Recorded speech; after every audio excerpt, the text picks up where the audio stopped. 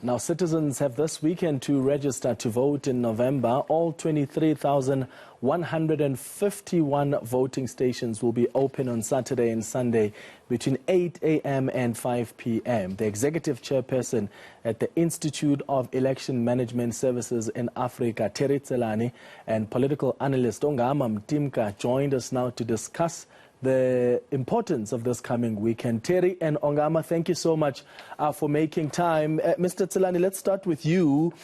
Are you convinced that the IEC is ready for this upcoming weekend? The last couple of weeks have been quite hectic for the Commission. Well, as they have already indicated through the Chief Electoral Officer, they will be ready to deliver the elections. Of course, or rather the registration. Of course, I expect some minor technical glitches, particularly because the preparations for these elections have been interrupted by quite a number of processes. You know, so yes, they will be able to deliver the registration, but it is not going to be a very perfect process.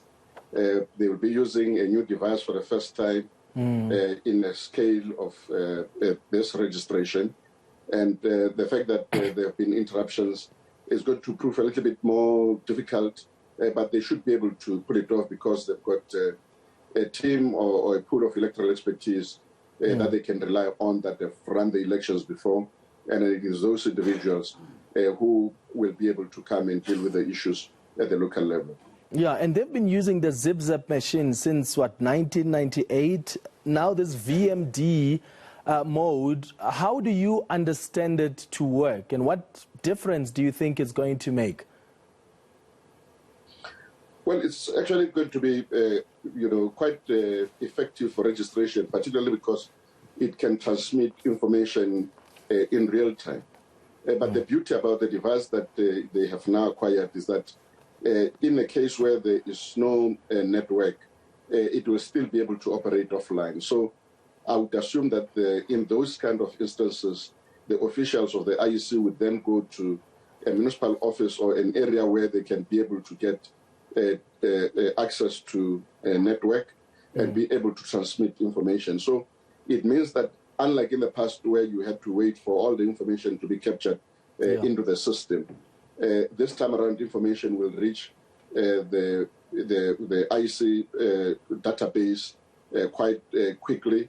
And it is going to be much more effective, particularly because we don't have enough time now towards the elections. So having a device of this nature will help greatly in terms of enhancing its capability. Yeah, Mr. Mtimka, the registration weekend is happening during quite a tricky time for the country, for the IEC. We are dealing here with the matter that's still even the Constitutional Court around the interpretation of the previous constitutional order with regards to the reopening of the timetable. What impact do you think what's happened in the last couple of weeks is going to have on the IEC as they carry out this mandate this weekend? I think that they simply have to continue to do things in the way they see best. And I think that there were good legal grounds that they interpreted the direction of the directive of the Constitutional Court. And I think the process is designed in such a way that if for whatever reason their legal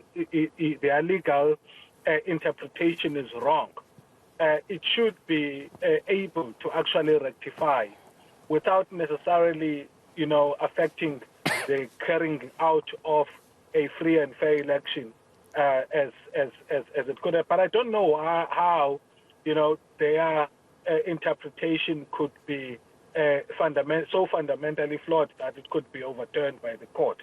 Because in my view, the basis for them to reopen were very much justified, especially around the arguments they were making, that some of the people who were disqualified in the earlier process were people who were disqualified on the basis that they were not registered voters.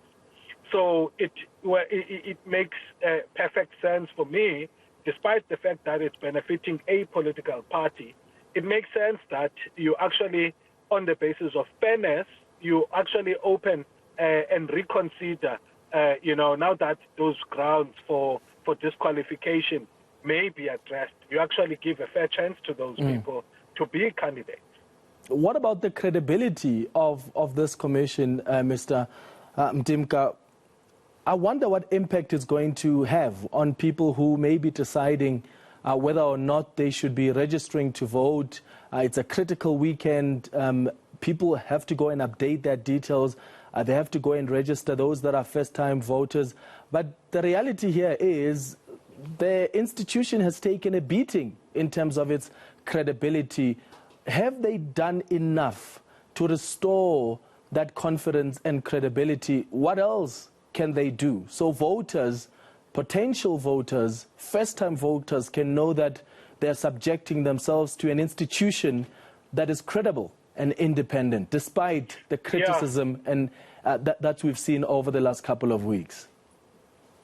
Yeah, so I think that a part of that criticism is misplaced in my view.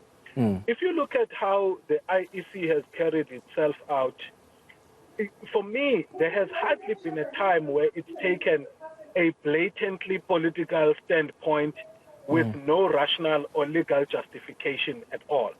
If you look at how they have treated instances of foul play during an election, I remember now in 2016, for example, when there would be allegations that there was misconduct in a certain way, voter ballots found somewhere, they acted swiftly against those people.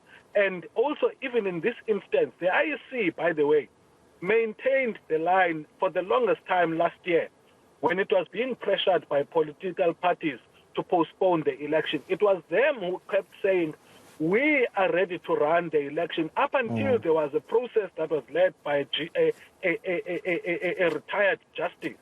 And I think that it was on the basis of that rational processing under a challenging time in which the IEC had to balance between the mandate that is on them plus the practical realities that have been imposed by COVID-19. And for me, because they were consistent in maintaining the message of their readiness up until the time that they had to change that standpoint on the basis of an outcome of a quasi-judicial process. I think I'm not one of those people that think the IEC is willy-nilly acting in a way that wants to favor, the ANC. And in this instance, if there were allegations of bias, the rational arguments they have advanced, in my view, can be tested in their own merits. Yeah. Mr. Tselane, let's talk about the 1st of November. The IEC confirming this afternoon that they've requested that the president declare that day as a holiday so that there are more people that are able to vote. Has such a request been made in the past, and what difference do you think it will make? Should the president declare this as a holiday? How important is that going to be? Well, it is going to be important in terms of encouraging high voter turnout. As the CEO of the IEC clearly indicated that, the importance of declaring the election date as a holiday will enable those people who ordinarily would be in working stations to be able to go to the voting stations to go and cast a vote. So it's an important aspect in the electoral processes, and also in terms of enhancing the legitimacy of the elections, because a high voter turnout helps in terms of enhancing the legitimacy and the credibility of an election. And then, yes, in the past, there have been requests that the election day be a public holiday, and the president and all the presidents have actually acceded to that request. And I hope that even in this case, President Ramaphosa will also agree to declare the date of the elections a public holiday. Yeah, and what about the hotspot areas? Mr. Mamabolo indicating that there are some areas that they have identified as hotspots, and they'll be working with the SAPS to provide the necessary security. In the past, which areas have we seen as hotspots? I know Gauteng has been one of the provinces that were seen as hotspots, where communities would try and prevent other people from registering to vote, and even on the day of the vote itself. I'm thinking of Malamulele in Limpopo during the time when there were issues around the demarcation. From your time at the IEC, Mr. Tselane, which other areas were hotspots for possible disruption on the registration weekend and on election day? There were quite a number, starting with Vuani in Limpopo, Bekkersdal, Cookhouse in the Eastern Cape, and in Brits as well, a few areas around Brits. So, the issue of having to deal with situations like those, it's largely something that the community has got to do in order to assist the Electoral Commission to create conditions conducive to free and fair elections. So hopefully local leaders in those communities which have been identified as hotspots will work very closely with the Electoral Commission together with law enforcement agencies to make sure that the conditions in those areas are conducive for people to be able to go to the voting station and cast a vote. Yeah, Mr. Mtimka, the 31st of October is the cutoff date for campaigning. Political parties can continue with their campaigns until the 31st of October. What has been your assessment of the various political parties? Maybe we can take the top 4 political parties in terms of campaigning. I've personally seen most of the EFF. You see their posters everywhere you're driving almost. The DA, I saw they were in Cape Town. But it's mostly been the EFF that really kick-started their election campaign. Not so much so the ANC. Jesse Duarte was in Kaelita in Cape Town, I think yesterday or the day before. Which party would you say they actually started from the day the elections were declared, and they seem to be far ahead of the others? Well, I think you're quite right. Even in Nelson Mandela Bay, I haven't seen ANC posters up, among other activities. I've seen a lot of DA and Freedom Front Plus posters up. So I think the campaign trail is beginning to gain momentum. The parties were not quite ready. That's my sense that I'm getting. But I hope that we are going to see continuation of a free and fair environment for electioneering.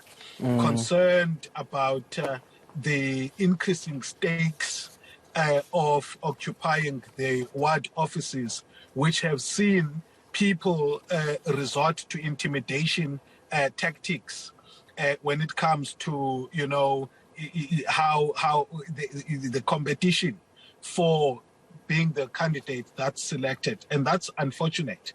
I hope that what's going to prevail, despite the high stakes nature of this election, I hope that we're going to see that democratic spirit prevailing and, characterized with a lot of tolerance for others to be able to run a free and fair election. All right, Terry, Tselane and Ongama Mtimka, I really appreciate your time on The Lead this afternoon. Still to come, tribute